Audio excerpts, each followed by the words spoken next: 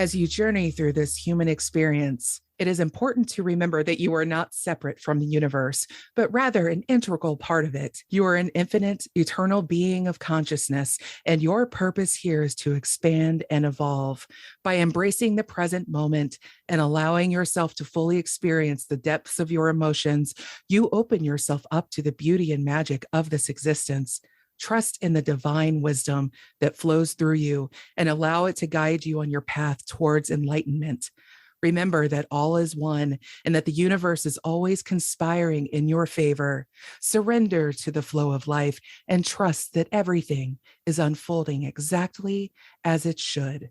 And that begins with you listening to this episode of Ding Dong Darkness Time. I'm Allison Dixon. How was that, guys? Was that good, Chris? Oh, I'm sorry. I'm on another path of enlightenment and plane of existence right now, so I didn't catch all that. So I have to be very upfront about what I just read. I did not write it.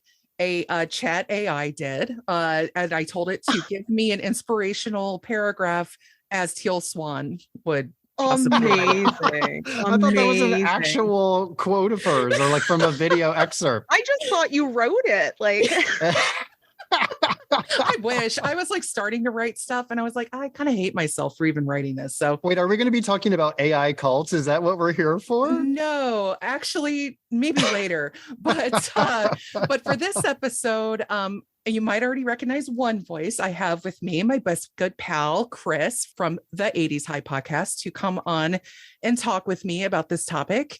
We're back in the school of cults. If it's not clear enough already, we are venturing into another realm, as it were. So we decided to bring Chris along for the ride, but also you probably heard another voice there, and that is of my good friend, Beverly Banbury. I've known her for a number of years, namely thanks to our numerous mutual friends in the book world. Beverly is actually a book publicist doing the hard and largely thankless work of helping a introverted and awkward demographic and their literary wares look good.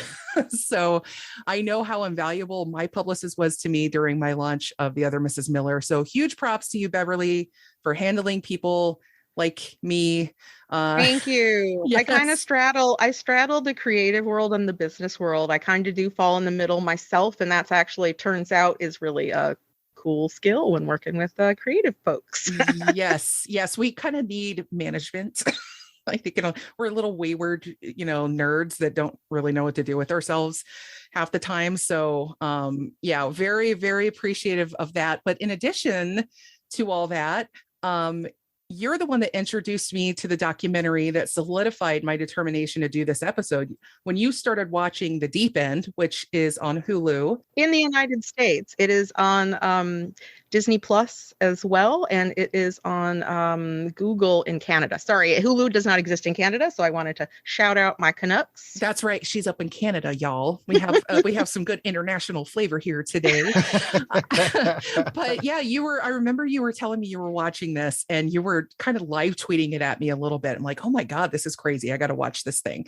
And Chris, you had mentioned Teal Swan to me, I think when we first started talking about doing a cults series, and I think you mentioned her in the realm of like the social media cults or the modern day cults. Yeah, I'd listened to a 3-part episode on Sinisterhood podcast, and they had talked about Teal Swan and this documentary and her upbringing and all that stuff. And so knowing that you're doing a season about cults, I was like, wow, this kind of doesn't fit. Isn't it? Like there was just a lot of interesting questions, and watching the documentary and then just all this other source material, your mind just explodes 1,000-fold. It's fascinating and it's terrifying and it's all the things I'm sure we're going to talk about. It stressed me out watching the documentary a second time. I was like, oh my God, I need to do stress relief now. Yeah, I know exactly what you mean. And when I watched it a few months ago, I was basically cussing at the TV. My husband was sitting there and I was just getting more and more pissed off as I was watching it, pissed off at her in general, like her overall nerve.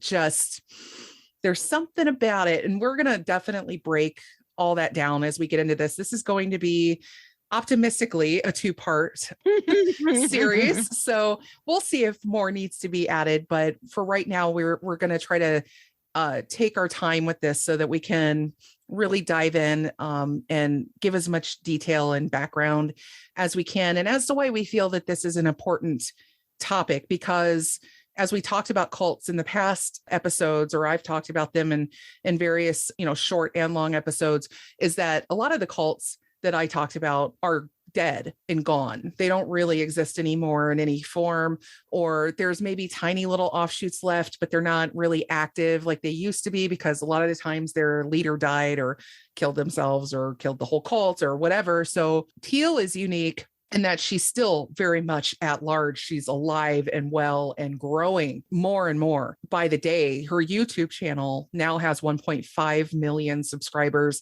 When I watched The Deep End a couple months back, it was 1.3. Yeah, around a million. Well, yeah, when they recorded it, it was 1 million. Yeah. Yeah. And, a lot of that coverage of her that started around 2017 or thereabouts, she was at about 500,000 subscribers, and it is just taken off like wildfire. So this is an active situation. It is an active volcano, as it were.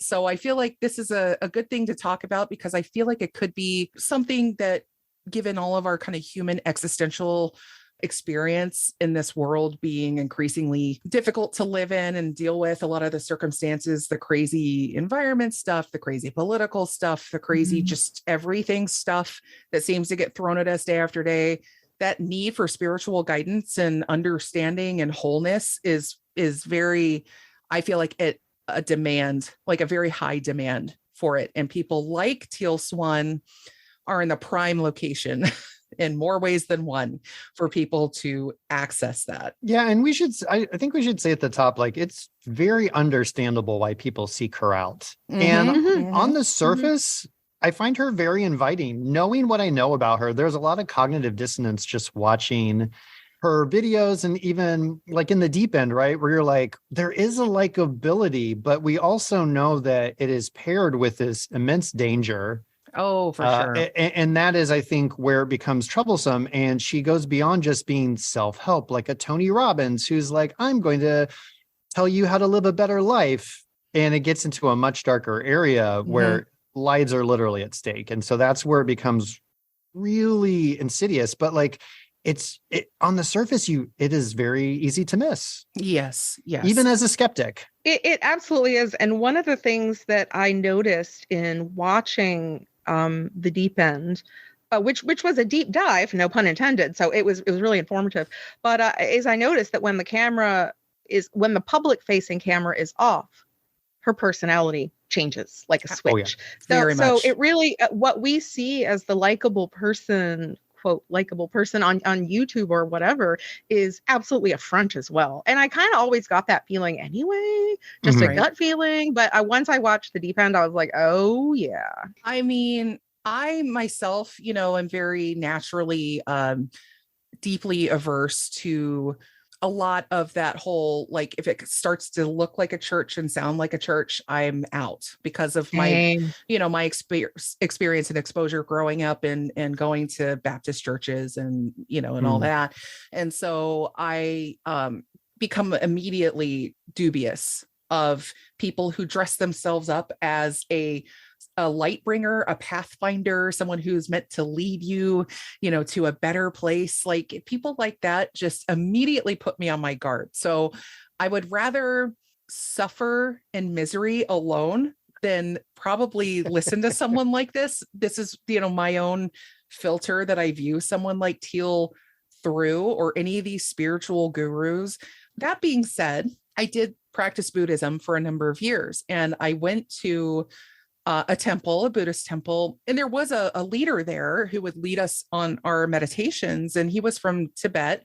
Very, very nice, friendly, loving, kind man. There was nothing about him that screamed cult leader. He was very rustic and very just cool, and an old guy. And everybody who was at the temple was really friendly and really nice. And I think that was about as close as I got to, like, sort of a spiritual group that I came to on my own when I was like in a place of need. I had young kids. I was a young adult. I was kind of lost in my own dealing with cutting the apron strings of my childhood and trying to find myself as one does in their 20s. But that time ran out. I went on a few retreats. I got what I got out of it and I stopped going eventually. And that's great. I actually had something sort of similar. It's not Buddhism, but I went to Catholic school. I left the church officially by the time I was 8 because I saw the hypocritical bullshit already. Like I wanted to be an ultra server and they wouldn't let me because I was a girl. It was the 80s. I know it's different now, but and so I was like, well, that's stupid. And so I was like, I ain't going to church anymore. And I didn't. But by the time I was 12, I discovered paganism. So I got on the Wicca train for a long, long, long time, and then more generic paganism. And yeah, so I was a part of some of those groups. And I think when I was 17, 18, I think I might have been somewhat at risk for something like this. However, thanks to the ADHD, I also always say what's on my mind, and I don't, you know what I mean? So I probably, I don't know. I want to think I wouldn't, but you never know. You're not going to be a good little lamb falling in with the flock, and Yeah. And Chris, sure. I know you're not nearly like in that realm of pondering the spiritual realm, are you? I mean, I don't know, maybe you do. Yeah, we didn't, like, growing up, young age, we didn't go to church. Somewhere around middle school, my mom started going and we had to go with her, and it was Presbyterian. And, I had to do some of the Sunday school occasionally. And I found it all very unrelatable. And quite frankly, I didn't find any of it believable. It's just kind of like, I don't understand what this is for and who's this for.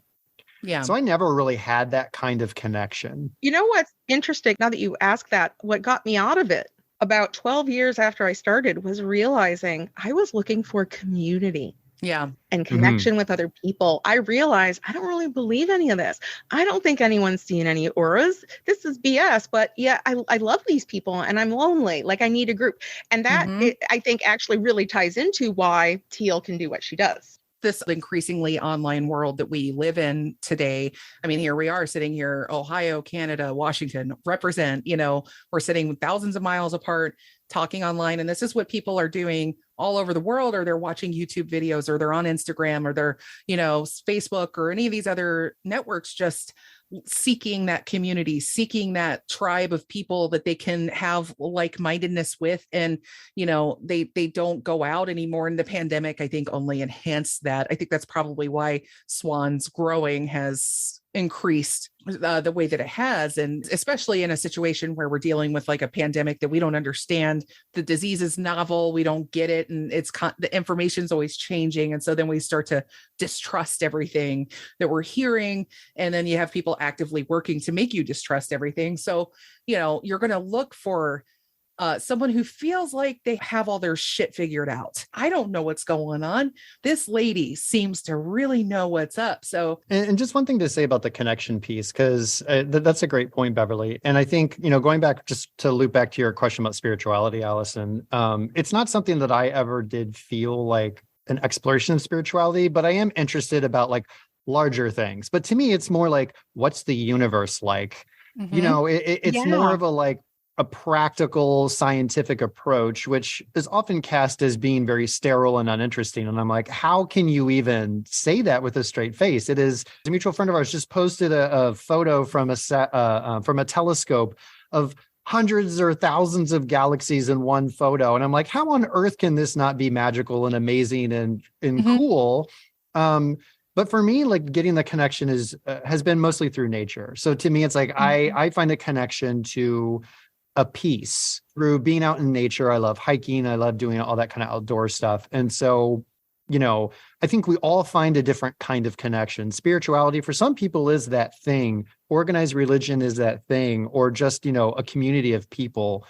No matter what I say, and I think we all agree with this, anything that we're going to say during this episode is not an attack on those things. It's really on this individual and her approach and her massive manipulation that she uses really for her own glorification. As we talked about other cults, sometimes even with the cult leaders, they often start with decent intentions. Jim Jones is a prime example of this. Yeah. He did not start out what he ended up as. He was a civil rights guy. No, show of hands. This is a great point. did Teal ever start with good intentions? Because that is a fantastic point. A wonderful question. And Chris, I don't think so. No. I'm not sure, because I mean, when she started, she didn't have a following. Yeah. And in parentheses, I am not a doctor or a medical professional. This is not an official diagnosis, but she's so deeply narcissistic that she needs an endless narcissist supply. Yeah. And maybe so it's hard to know. Has anything she's ever done been innocent? Because even when she was a kid, when you see the childhood videos in the doc, her eyes are dead, dude. There was something very much not right about her from day one. And sounds like her parents knew that, because they were trying to take her. Anyway, sorry, I'm jumping ahead of myself. No, you're totally great. And that's a very good question, because with Teal, I think you could go, it depends. I think in some ways, I think there's definitely an inborn kind of wiring issue going on there. But at the same time, as I'll talk about here when we talk a little bit more about gurus in general, is they seem, and they are usually more benign when they start, even if they have a seed of narcissism in them. What makes that seed grow is the worship of the disciples that they attract. It's true. And some people, like there's a person I shall not name, who is a science fiction author, who a bunch of people I know knew them before they were well known. They became well known, and suddenly nasty, rude, macking on underage girls. Like, okay, so clearly it's a guy, but but yeah, like it was something where for some people, success and attention brings out what was probably latent in the first place. But yeah, so I mentioned off recording, but her Wikipedia page, if you went and searched her on Google and clicked on Wikipedia, you wouldn't see very much at all. It is honestly the most generic, whitewashed looking Wikipedia bio you'll probably ever see. It. They do say she's controversial, which she is. But, they just talk about where she was born. And like, for instance, the most useful tidbit of information I gleaned from Wikipedia was that Teal Swan was born Mary Teal Bosworth in Santa Fe, New Mexico in the year of 1984. She is described on the page as a spiritual influencer and author. And there are a lot of folks out there working that hustle right now, just like that. They could describe themselves just that way. And I would venture to say that most of them are perfectly harmless, maybe culturally appropriating douchebags that you would see in a coffee shop. But I want to read Teal Swan's, one of her author bios from one of her books, because it's a little more revealing about at least how she sees herself. Amazing. Teal was born in Santa Fe, New Mexico in the year 1984.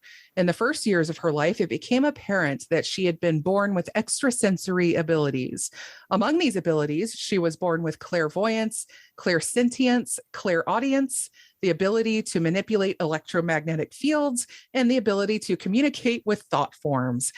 As she grew, unlike many children born with extrasensory abilities, her gifts did not go away. Her parents, who were both wilderness rangers, later accepted a job at the Wasatch Cache National Forest of Utah, not knowing at the time about the intensely religious climate of the location. Word of her abilities got out very quickly and were not only frowned upon, but feared by many in the religious community. It was because of Teal's extrasensory abilities that she was inducted as a child, unbeknownst to her parents, into a local cult by a family acquaintance and was ritualistically tortured for 13 years.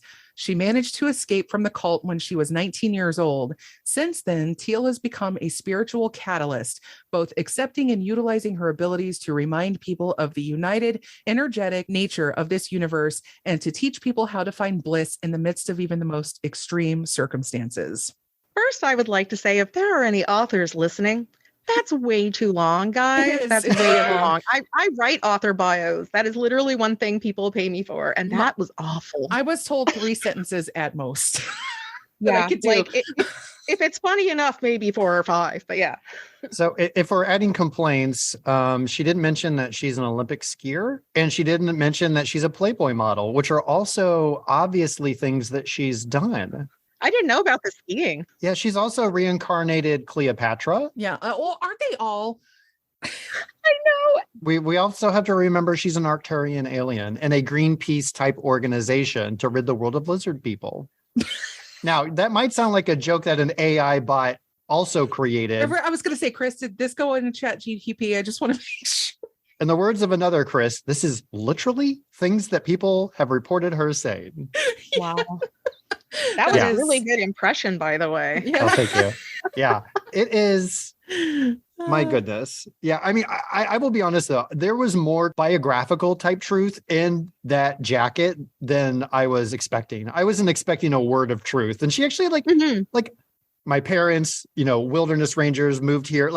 And that's such basic stuff. But I'm like, I can't even trust that she's going to say that correctly. I can't even trust that she's going to say her birth year correctly. Right. Part of her power, and I think part of what makes her so powerful, is that she has this uncanny ability to embrace what sounds incredibly ridiculous about herself and adds that to her overall power and mystique. She'll say, like, about podcasts or documentaries she's rebutted in videos.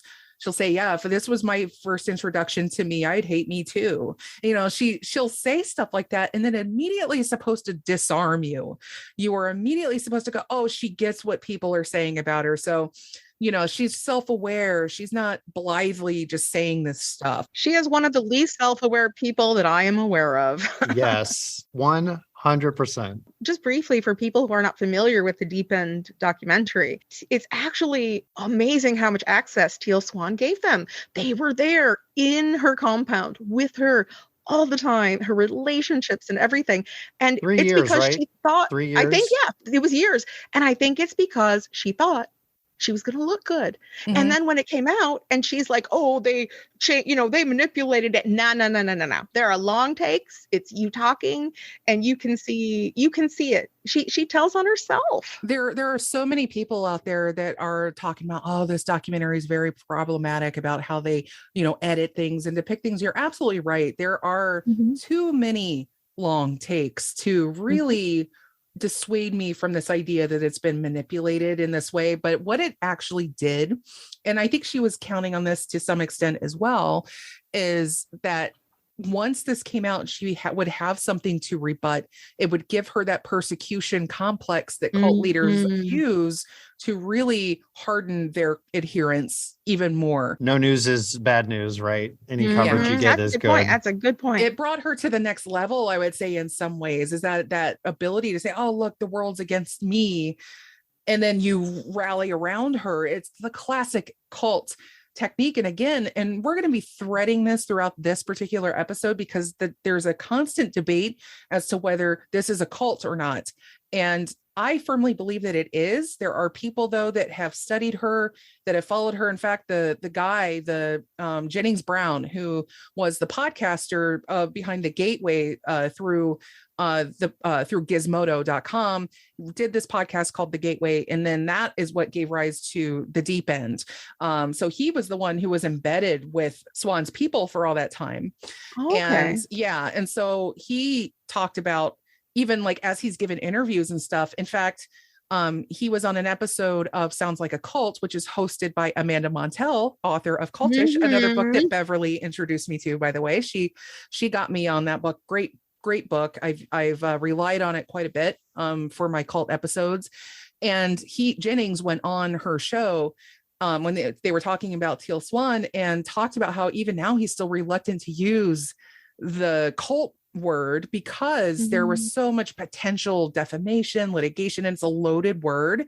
And, we talked about that in the Cults Primer episode about how the word cult can carry with it a lot of, stuff with it. So I am using it just for the simple fact of it's good shorthand, but I'm letting people know that it is in fact shorthand. But this does adhere to a lot of the specifics of the cult mentality. And that's the thing. The reality is, I understand people's reticence. On the other hand, I don't think it looks like your traditional cult. I think, Allison, we've referred to it as Cult 2.0, and I don't know where we got that from, if that was in, cultish or something else, but it feels like the next kind of cult because of the internet, because of our connections to people around the world instantaneously. And when you start looking at these different metrics, indicators, practices, types, I did the same thing, and I'm like, check.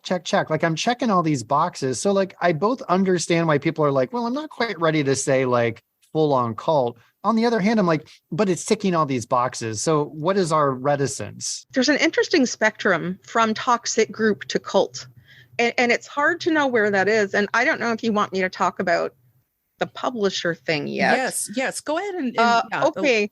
So because and I'm not going to name them. It's not hard for you to find out though. But I was briefly an unpaid worker through my own choice as a 30-something-year-old. So I was okay with it. At a very well-known literary horror dark fiction publisher out of Toronto.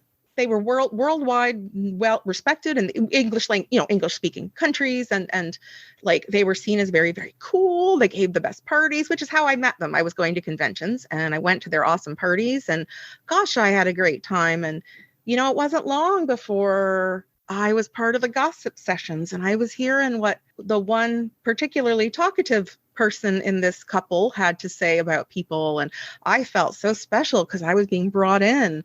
And and I actually asked to work with them because I was doing a marketing degree late in life, non-traditional student. And I was like, oh, dude, publisher, perfect. I'm just going to do a little bit of stuff for them.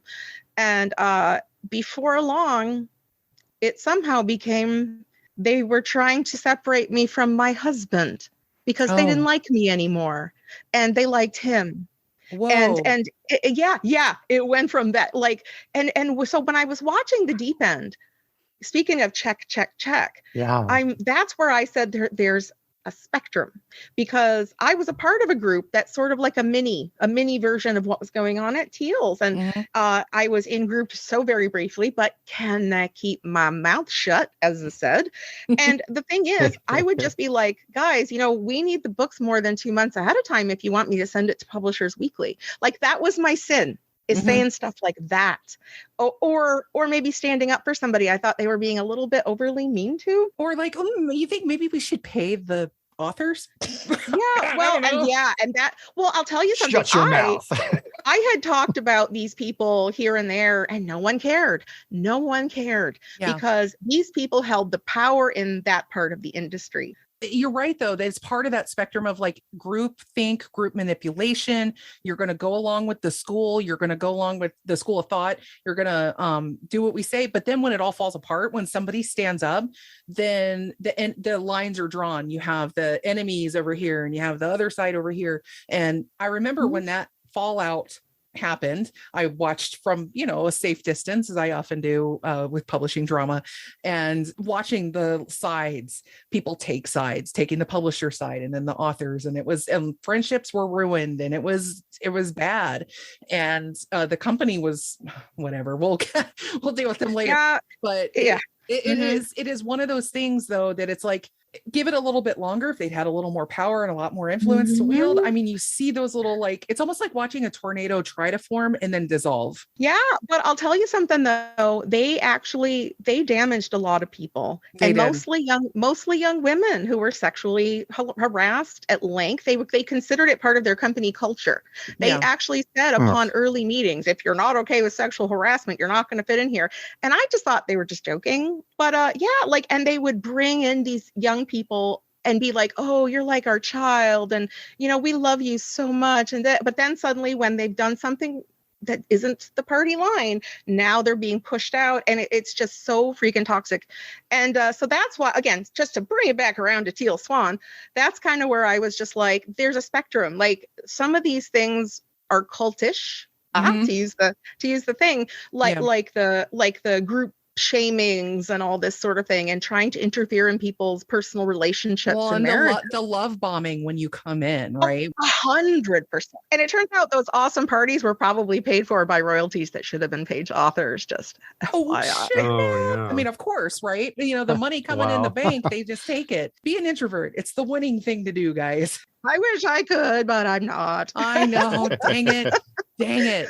We'll get you in our introvert cult. Don't worry. We're going to love bomb you, and then we're going to bring you in. And it's fine. Well, it'll be good. I think I'm useful to have around because I can do this social stuff for you. Yeah, exactly.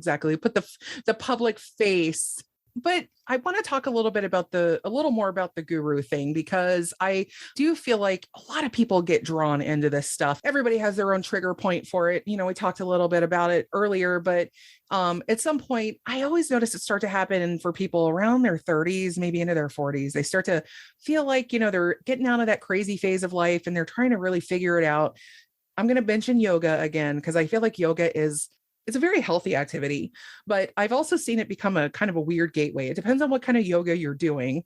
I will fully admit that there's a lot of different yoga out there. There are certain groups that tend to radicalize the participants to a certain extent. The tradition of the guru, typically an Eastern thing, particularly in Indian culture, it was eventually, started to be transplanted over here. And, we started to see the problematic nature of like sexual abuse, exploitation, addiction to drugs and alcohol. A lot of these kind of gurus gone wrong. They start to become very power hungry as they add to the group, and the group becomes more dependent on the guru for wisdom. That feeds the guru and makes them feel a lot more infallible, a lot more powerful.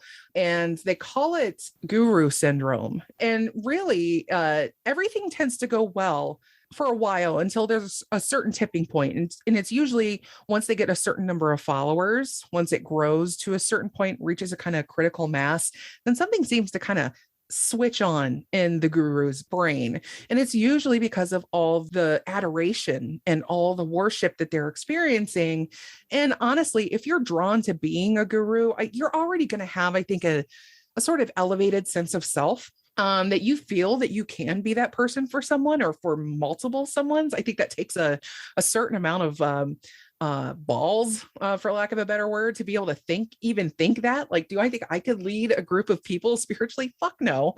And I'm pretty sure the three of us can agree that each of us would be like, no, we don't want to have anything to do with that. If I did, it would be more of a collective, Yeah. because I don't want to be over anyone.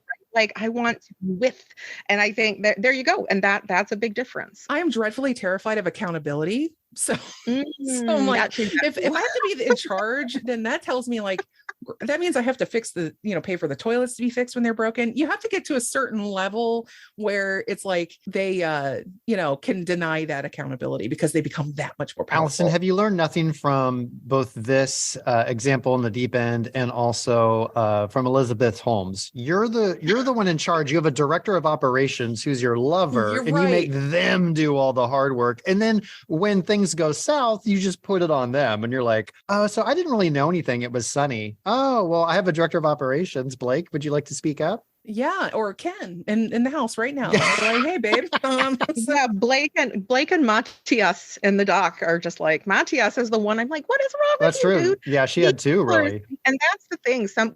With a narcissist, if there are not enablers, they do not grow the way that she did. So it's this human, I think, condition. So many people really are wired for this sort of thing.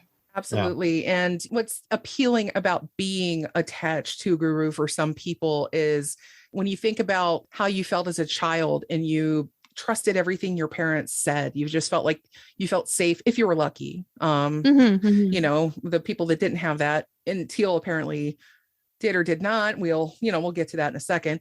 But there is this feeling like you didn't have anything to worry about. You feel safe, you feel protected, you feel loved, you feel accepted.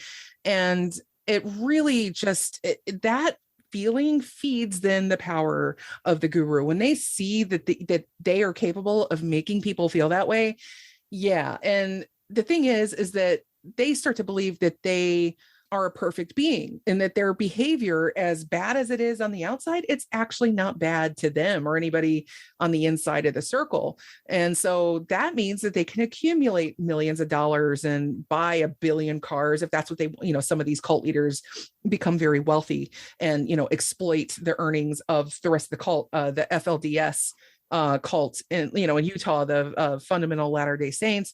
They run a whole town essentially off the earnings of the workers, while the leaders were siphoning that stuff up and going partying in Vegas and shit. So that's what you tend to see. It's like a microcosm of capitalism in general, but I'm not going to go off on that tangent. But what ends up happening too is the disciples, the followers, they kind of become part of that whole system. And the sad thing is that the people who are in the group with the guru, they start to think that they're enlightened because of the guru, but they're not. They've actually been reduced to this infantile state. Like they are not enlightened. They only feel the sense of oneness with the guru. And so that is an enlightenment. That is becoming dependent like a baby is to a mother. It absolutely is. It's a deeply dependent relationship. And thinking about like my thing with the publisher, you know, even I was a little vulnerable. I was new to the country. I am from the United States, you know, originally. I was new to the country. I didn't really know anybody. And I've never been cool, you know, I've never been part of any in-group. And so even though I was a mature adult, there was a part of me that was drawn in because of that little tiny part of me from childhood who was like, I've never fit in anywhere. And look at this. And, but yeah, those other people they draw in, they are often the ones doing that dirty work and doing the shouldering out. Yeah, you know, absolutely. And they, yeah. And you saw that in the deep end once again. Some people want the safety. They may not think they're elevated, but like Gracie, I don't know how she pronounces it in the doc. I really got a vibe from her. Like she felt really vulnerable. And if she wasn't with Teal, she could just be like somebody's prey or something. Right. Like she's somebody who seems like she's just scared, you know, and she feels safe for whatever reason. The Deep End is a perfect name for that documentary, by the way, because what it illustrates is how you can start off in the shallows of Teal Swan's group. If you are just out on Instagram and you happen to come across her posts, or if you're on her, find one of her YouTube videos and you start listening or, you know, reading some of this stuff, it, you know, it might appeal to you. And then there's stuff about it I don't really disagree with some of the stuff that she's saying, because I'm on the outskirts, and that's what we, the general public, are seeing. But if you start buying in, then you get to the next level, which then reveals even more crazy stuff. This is how Scientology gets people. If you're in a mall in LA and you're, you know, somebody's saying, oh, you want to touch this little e-meter thing to get a read for your, you know, psychology reading or whatever. And they're like, sure. And then, you know, you do that. Well, that's beginning Scientology. And all of a sudden you're not psychology. How dare you? Oh God, you're absolutely right. You would never. Sorry. Shows how much I know about Scientology. I know. I'm from the Tampa Bay area, and Clearwater is actually their spiritual headquarters. I've actually been down there, and we can talk about that in another episode sometime. Oh yeah, maybe we could do Scientology. Hey, let's talk a little more now about Teal Swan. Who the hell is she really? Because you know, I feel like we've danced around a lot of this. We already said she's a spiritual leader, guru. She's on YouTube, she's on Instagram, she's really popular online. She does tours, giving talks, paid talks all over the world. Actually, she holds these very not mega expensive retreats. Like, she is not, you know, she has money, she's making money from this, but I wouldn't say, from what I've gathered of my research, Teal is more interested in fame than wealth. And so if you want to go to one of her retreats, it'll cost you about $3,000. I mean, it's not bad for a retreat. It's not the most. I mean, I've seen writers' conferences cost roughly that much when you factor in room and board, food, travel. I was going to say, like, if she's feeding you, like, that's reasonable. Oh yeah, for sure. And you know, you're staying in Costa Rica. I think that's where she has a lot of these. So, you know, nice, pretty location. So it's not, you're not spending like 10. This isn't 5 figures of enlightenment. But she also has a podcast. Again, I mentioned 1.5 million subscribers on YouTube. And she tends to speak a lot on dealing with past trauma, mental illness, addiction, and suicide. And we're really going to touch on that part later.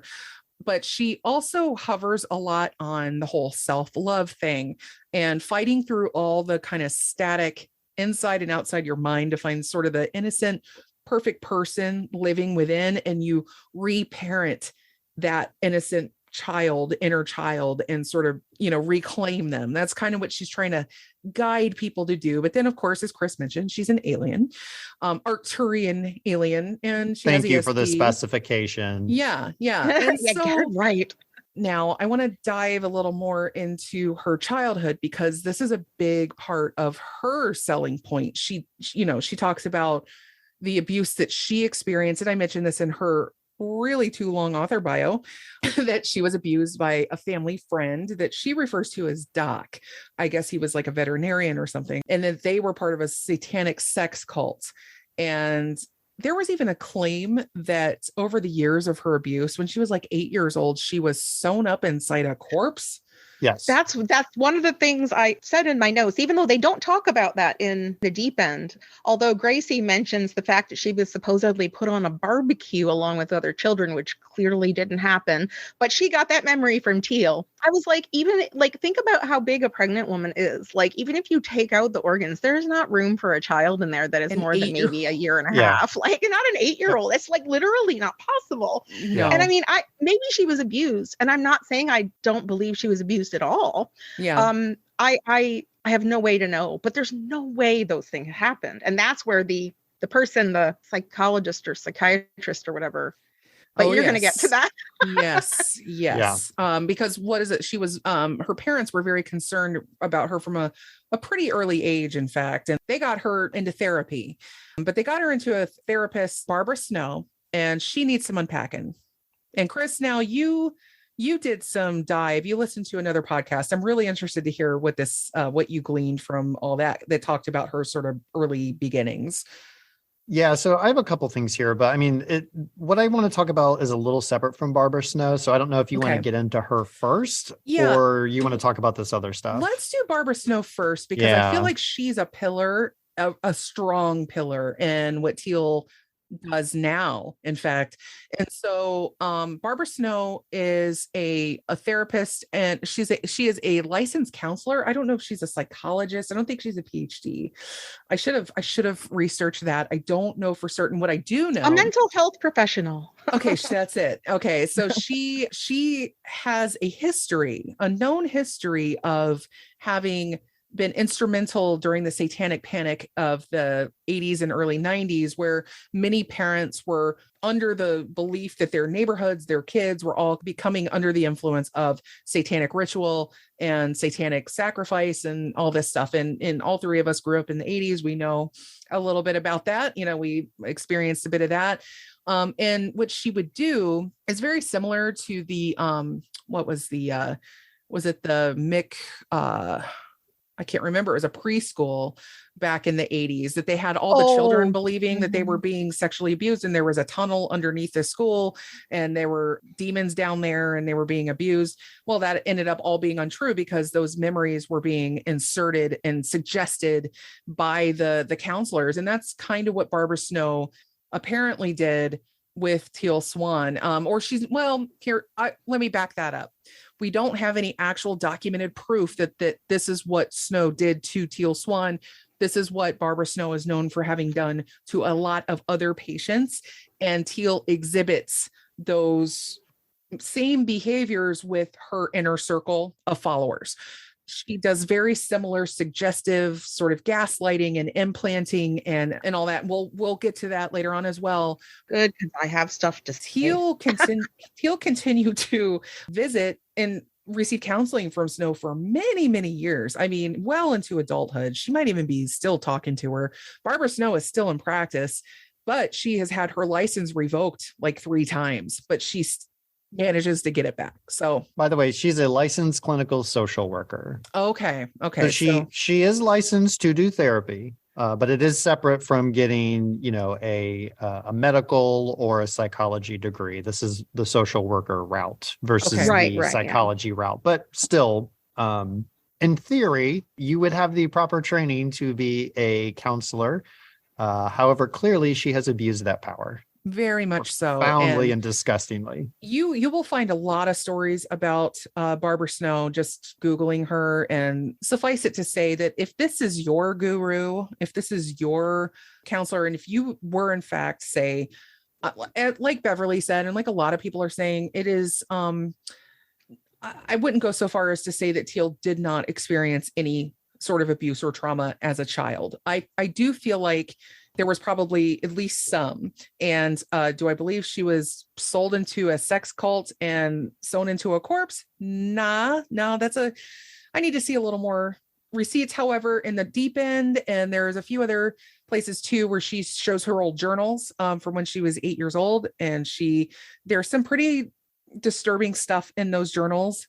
Do we think those are accurate or authentic? I I mentioned that to They you the looked other day. very, for an 8-year-old, they looked very advanced. Like if you think about the artwork of an 8-year-old. Sorry, I was thinking the same. I was like, it looks like what you would make as a prop in a movie for Yes. the Yes. kid, like where it's like it seemed affected potentially. I don't know if you remember the movie Minority Report, if you saw that. It was many years ago that it came out in Tom Cruise. And so one of the characters was being framed for kidnapping a little boy, and his hotel room was just filled with, like, the bed was just filled with pictures of, you know, children and all that. And the detective, he was like, you know what we call this? We call this an orgy of evidence. This is bullshit. It looks like it was set up. This is an orgy. I love the term orgy of evidence.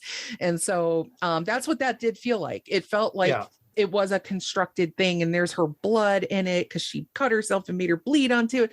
It was like, I don't know. I was a moody, broody, poetry writing, Cure listening to, like, wannabe goth teenager. Yes.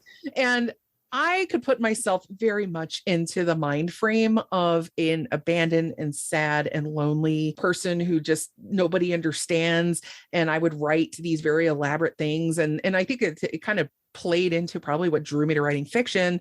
Later on, it was just that kind of like escapism.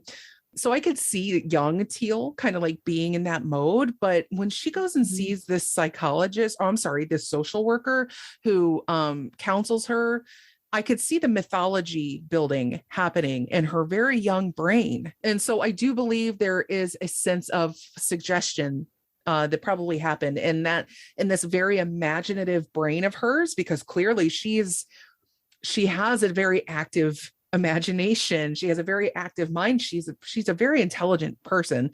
And so I could see, though, those seeds being planted, and they grow into, with constant reinforcement and feeding throughout her teenage years. And as we said in the Cult Supremator episode, things like narcissism, borderline personality disorder, things like that, those things tend to solidify in young adulthood. And so she was seeing Barbara Snow for therapy well into her, like, 19, 20, some years old.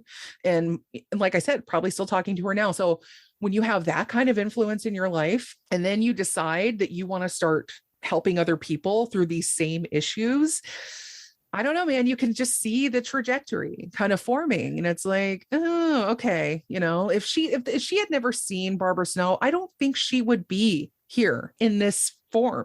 I'm going to kind of push back, and okay. I might have agreed with you yesterday. Okay. Okay.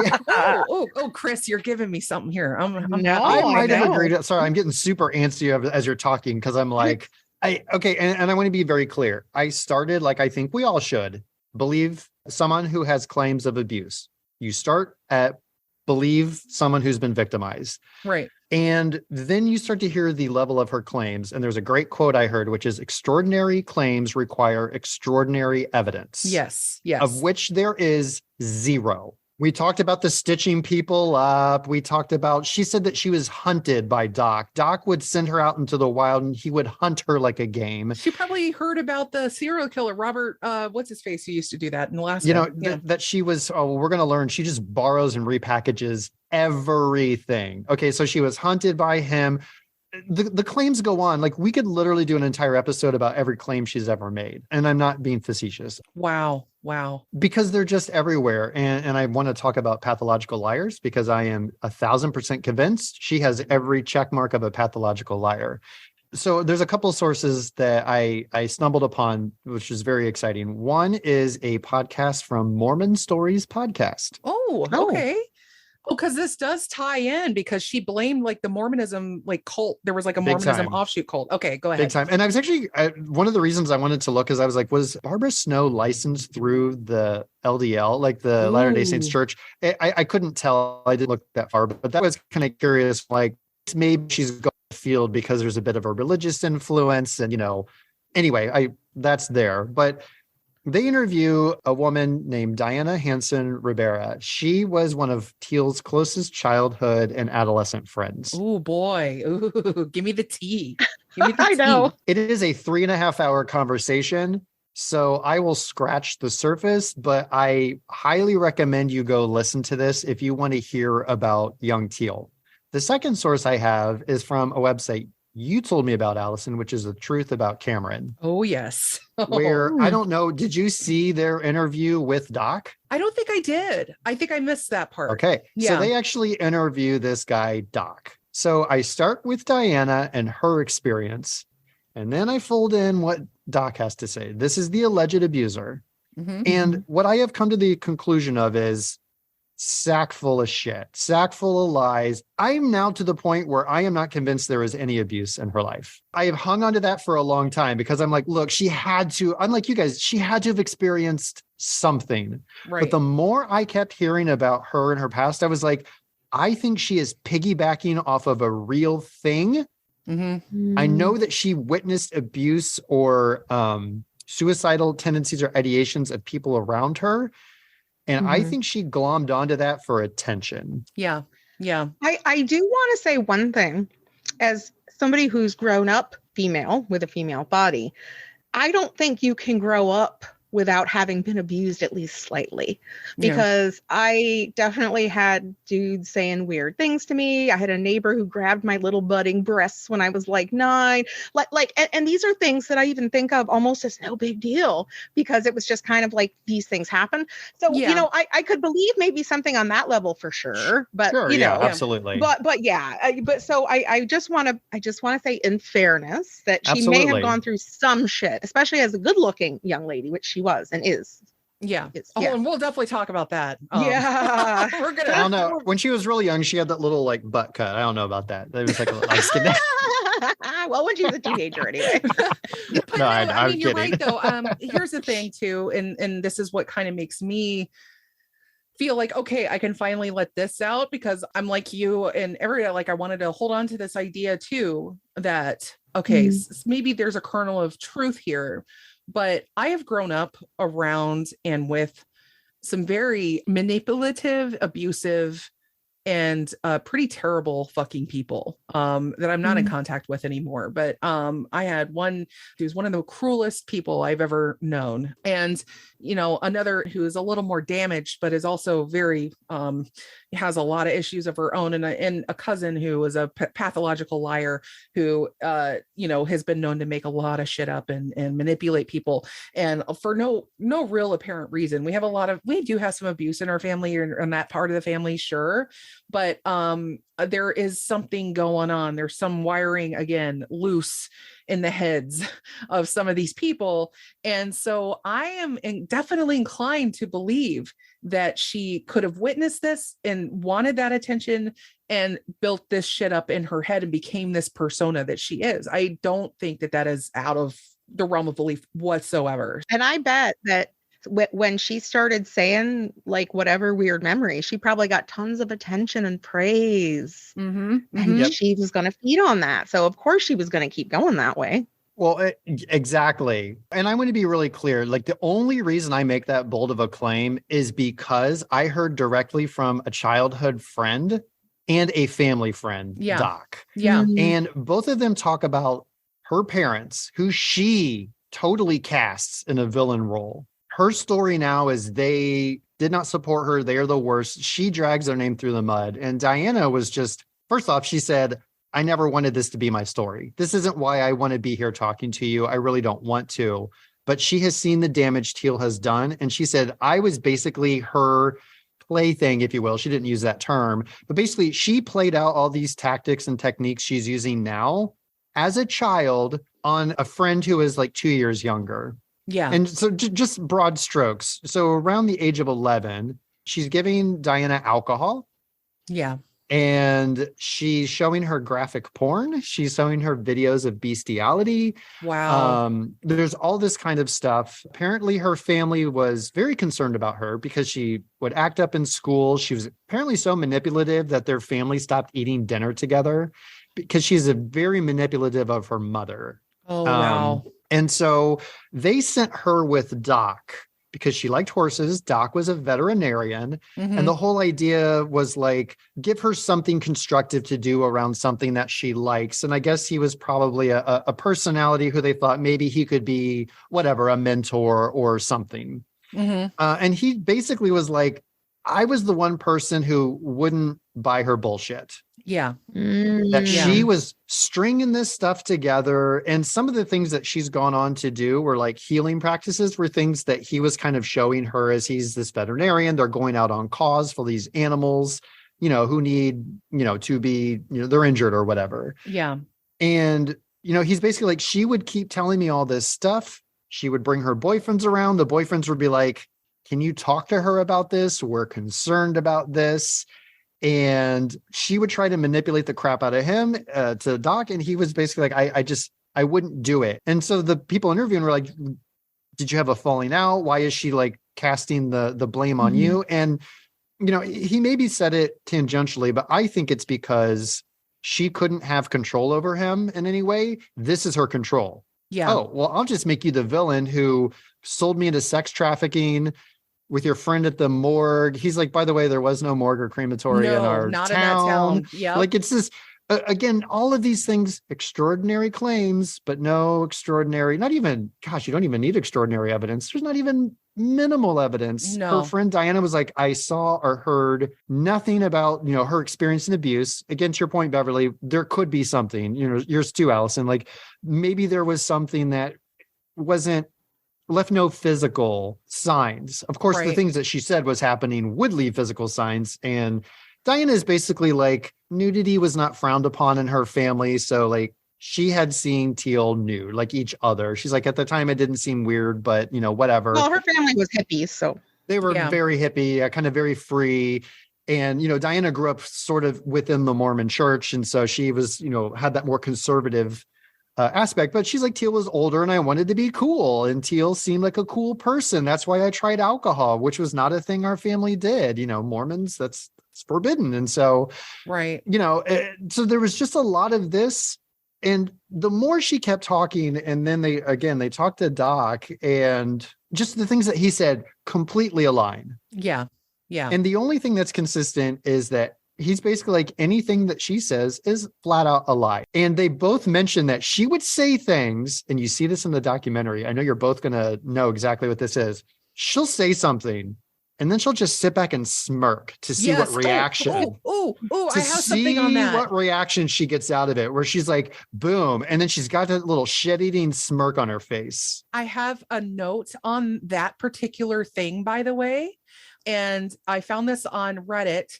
In a group that was discussing this, and there's something that's called a duping delight. Did you happen to hear that? Oh, I love that term. Yes, it is a particular micro expression a person will display that betrays a sense of enjoyment they are getting out of controlling and deceiving another person. And they showed multiple examples of this with her, and also lined it up with psychopathic killers like Diane Downs, who attempted to murder her own children. So look up duping delight. That little grin, that is a thing. Or the song Duper's Delight. I say a doop dap doopity doop and the dip dap dippity stop. Yeah, Duper's Delight. You to know that one as well. But, no, that's so funny. I called it maniacal relish, but it's the exact same thing. It's like, I love Duper's Delight. I actually learned about it at one point during one of my millions and millions of crime documentaries that I was watching. Oh. And then now every time I watch an interview with somebody, like I'm watching, do they smirk? And you know what?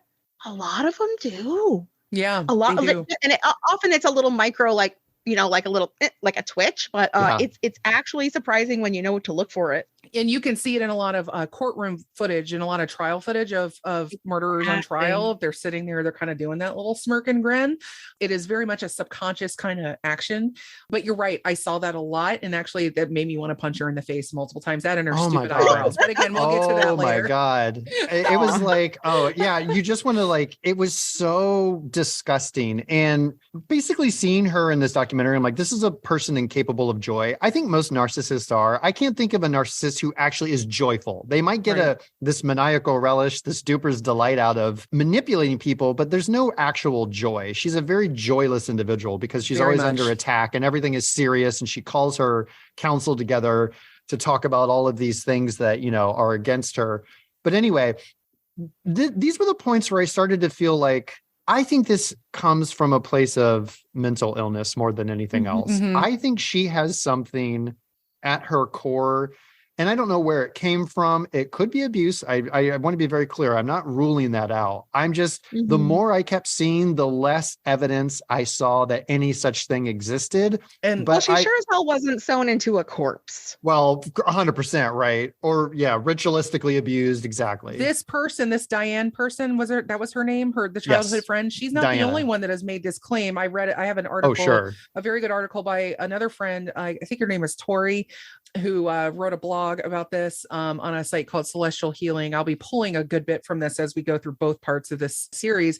But she talked about how she would see the story change when it wouldn't line up. And they met more like in Teal's kind of early 20s, sort of or like 2011 or thereabouts.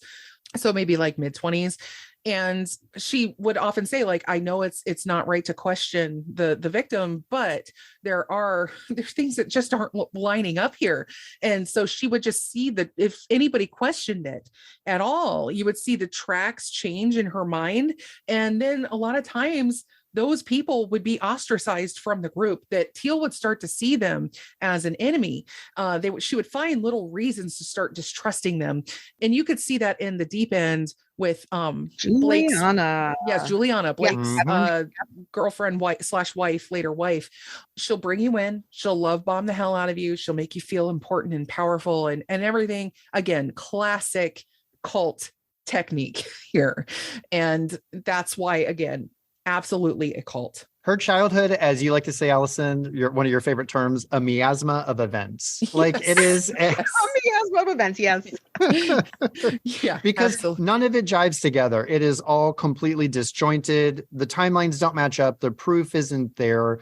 This is pathological lying. It's serving a different purpose. And to the pathological liar, it doesn't all have to line up. They will squirm and find a way out. You can't corner them. Right. Absolutely. What is it? Don't wrestle with a pig because they love to get dirty and you'll never win. You know, whatever the thing is, like it's a better quote than that, but it's like she will flip that on you in a hot second. And now you're attacking her. What's your core issue? Well, what's your problem? What I think you're really doing here is, That's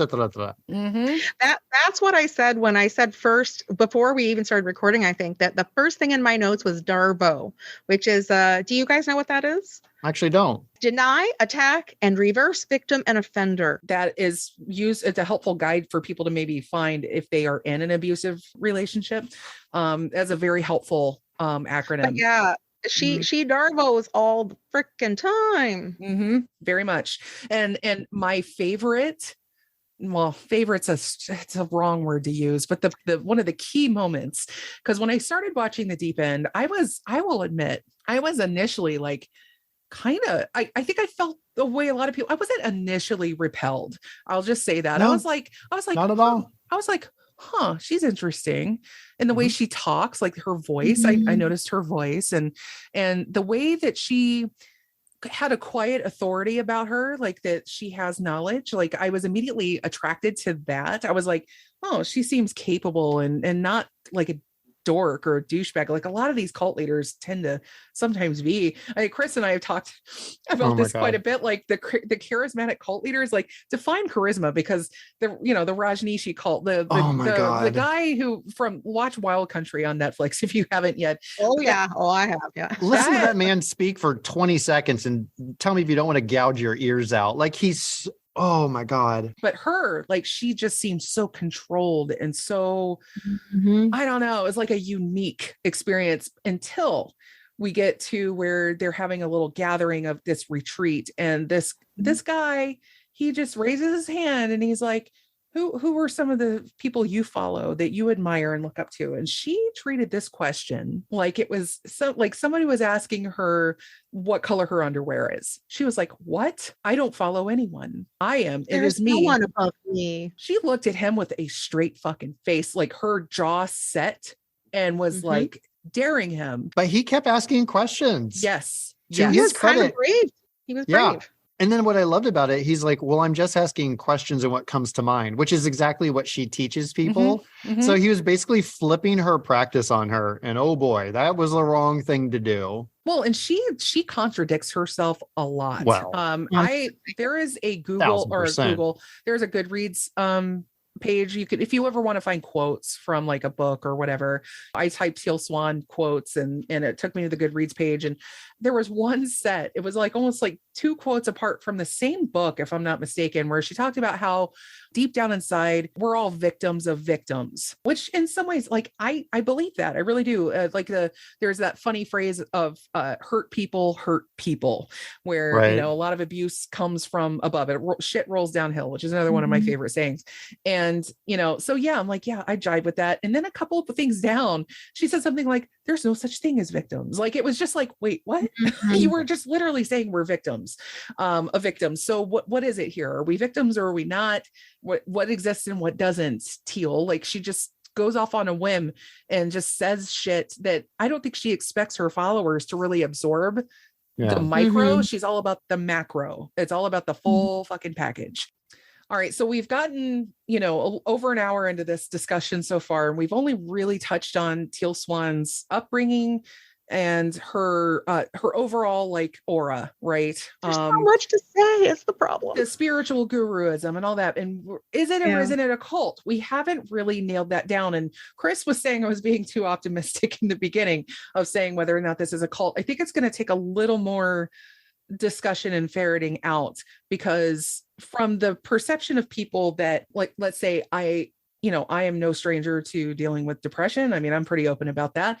And so if I myself am out looking for some guidance on that, and I happen to stumble across a Teal Swan video and I connect with that, that doesn't make me a cult member. So on the outer edges, at what point do you become a member of the cult? I happen to think, and, you know, we can get into this more later, that it's the inner circle. You know, you have to get further in. The actual cult of Teal Swan is not 1.5 million YouTube subscribers. It's about probably 30 or so people. I mean, I don't know. I'm just kind of. No, I actually completely agree with you. And I was going to say the same thing. But here's the thing. There's plenty of cults that do recruitment.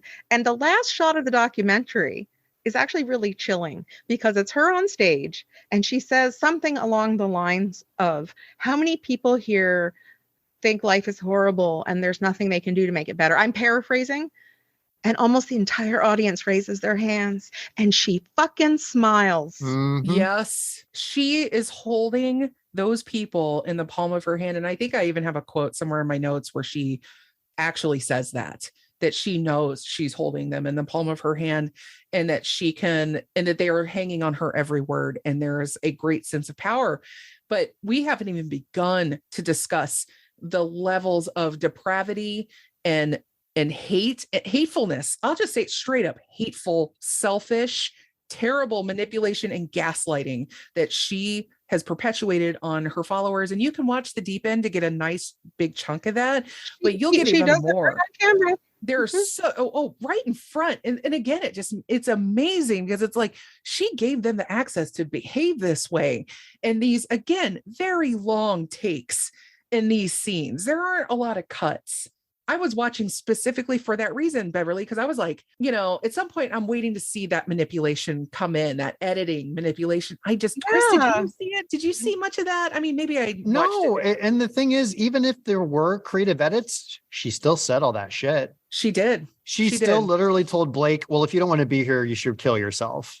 So you tell me, and let's be clear, that's not the only person she has said that to. Absolutely. She has said that to basically anybody she trusts that betrays her because they want to live their own life and not sign her non-negotiables or whatever the case is, right? Like the non-negotiable. Actually, and that's what I was just going to say, is that was one of those things, is because when she's talking to Molly, the true hero of the deep end, the private investigator. Oh, I love the best. So much. Molly, if you're listening to this, can we be friends? Okay. Anyway, she asks Teal, because she's investigating, because Teal thinks she's going to get this report that's going to clear her of, you know, being an asshole or whatever it is she thinks. And she says, no, I don't try to prevent relationships. I don't know. And then like, they're redoing the non-negotiables. And she's like, I want you to have relationships, but actually I really don't, because it's really inconvenient for me. And also don't have children because it's inconvenient for me. Oh, this is the discussion, but it's not a discussion. It is a clever manipulation where, oh, we're all on board. We had a chat. We all spoke our mind. And lo and behold, we agree with what I thought. And that's another check mark in the cult list, by the way. This is a very common thing among a lot of different cults, is they are hugely dissuaded from pregnancies and are often pushed to have abortions if pregnancies occur. And now there are some cults that want the children because they want to abuse the children and farm the children or whatever. Again, FLDS. However, that is, some of these other cults, they really do not want kids around. And Teal herself has a child that she's really not raising. I think she was raising him for a bit. He's, she doesn't have any, I don't think she has any real contact with him or much contact with him anymore. I think it was more when he was younger. He's around, but I don't think she really raises him per se. So, you said the S word earlier, Chris, the suicide thing. I promised earlier in the show, we're definitely going to dig down deeper into that in part 2. There are a lot of spiritual gurus and leaders out there who are manipulative and who are greedy and who or whatever, but they're not doing things much beyond that other than just kind of like siphoning up their money, perhaps. But it goes deeper than that. And there is a reason why I really wanted to talk about this, because this puts lives at risk. What she is doing is really endangering people. And frankly, illegal. It's frankly illegal. This is licensed work that she has no professional training or license to do. And she's basically providing therapy. And she's if providing she was counseling. just sticking to the spiritual mumbo jumbo, and I'm going to call it that because it is, quite frankly. She'd literally be another Tony Robbins. She'd be another person out there like, this is my philosophy and this is why I think you should believe it. It'd be no different than... She could be like Oprah, for God's sake, I mean, she could have her own little talk show and do a whole thing. And it's a way of life I'm selling. She could usher other charlatans into our fold, like Dr. Oz and Dr. Phil. But she could even do that, but she's not. She doesn't want to do that. I think she wants the control and the pleasure that comes from manipulating and dominating people and into certain acts. So maniacal relish. And so with that, we are going to be back next week to discuss the deepest of the deep end. So we hope that you will be here for that. And if you have any questions, comments you want to add, if you were a follower of Teal Swan, whatever, if you want to send me an email, go ahead. You can send one to dddarknesstime@gmail.com. And you can also reach out to me on Twitter or Facebook, dddarknesstime on Twitter. And I think that's about it, guys. Do you have anything else you want to add before we close this down and bring it back next week? I'm just ready to hit record again and start episode 2. Yes. There's so much more to talk about. I know. It's wild to me how long we could talk about this and hardly feel like we've scratched the surface. I feel like, honestly, we haven't. 100%. I'm like, there's so much more. I'm staring at my notes and I struggled so hard to put this all together. But this is honestly one of those things that I feel like we could probably just have a show that could go on for weeks and weeks just about Teal's freaking Swan. Absolutely. I mean, there is like Teal Swan Exposed, I think is one website. There are a lot of blogs dedicated to this. Was it Teal Swan Exposed that like every time she does something, they're like posting things like to it's a fact.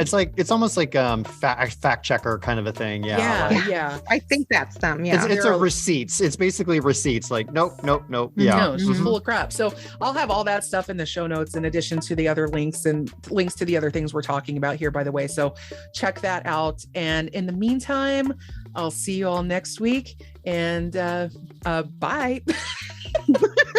I hate saying goodbye. I think that's why I struggle so much. I hate goodbyes. Aww. Ding Dong Darkness Time has been brought to you and produced by yours truly, Allison Dixon. It was made possible by an array of amazing co-hosts, friends, family, but especially you, the listeners. Big shouts also go out to the brilliant Nathaniel Dixon for the show art and future legend Spencer Morlock for all the music. I'll be back again soon with another episode. In the meantime, be good, you little ding-dongs.